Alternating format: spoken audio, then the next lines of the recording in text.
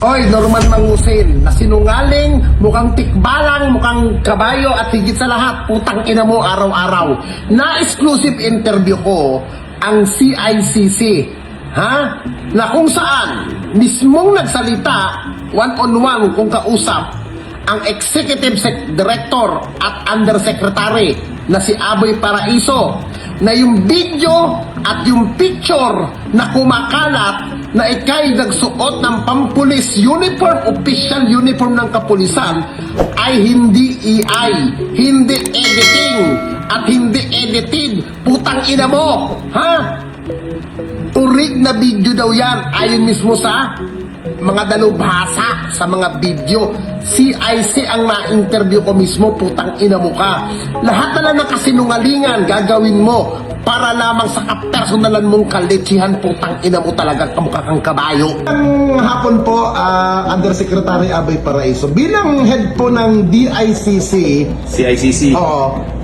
Sir, meron pong mga lumalabas na mga video clip na kung saan yung mga video clip po picture na suot-suot po ni alias Francis Leo Marcos na mas ano nga siya, na hindi daw siya nagsuot ng pang-PNP. Pero kayo po sir, dito po sa DICC, ano po ang inyong pananaw po doon sa video po na yun? So nung ina-analyze natin yung photo na available online, lumalabas na hindi siya AI generated or computer generated. Ibig sabihin hindi siya minanipula at kung ano yung nakalagay sa litrato, malamang suot niya talaga yung uniforme. Opo. Mayroon po ba siyang pananagutan doon sa ginawa niya pong yun? Well, under our revised penal code, maaari mo siya kasuhan ng usurpation of authority tsaka yung illegal use of uniforms and insignias mo. Opo. Tapos sir, kasi sinasabi niya raw AI, edited lang daw po yun. Kayo po sir? Ginamitan natin ng technology, ina-analyze natin at yung mga available videos online po, lumalabas po hindi mo siya AI generated or computer generated. Oh, ibig sabihin sir, legit po na video po yun, hindi po edited. Legit na photo yon na sinuot niya, biyasa sa pag-analyze namin, sinuot niya yung uniform. Maraming salamat po. Yun, ano sinasabi mo?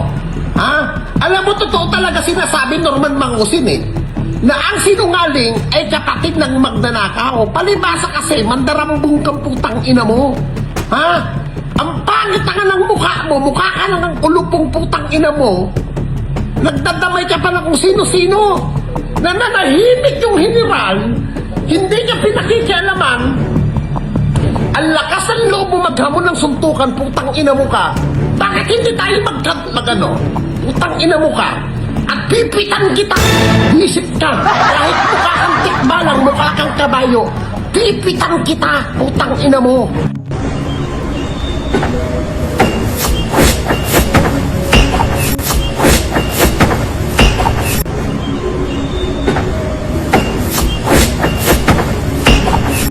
You are not Marcos Scammer! Ako ay ex-convict, convicted criminal at scammer.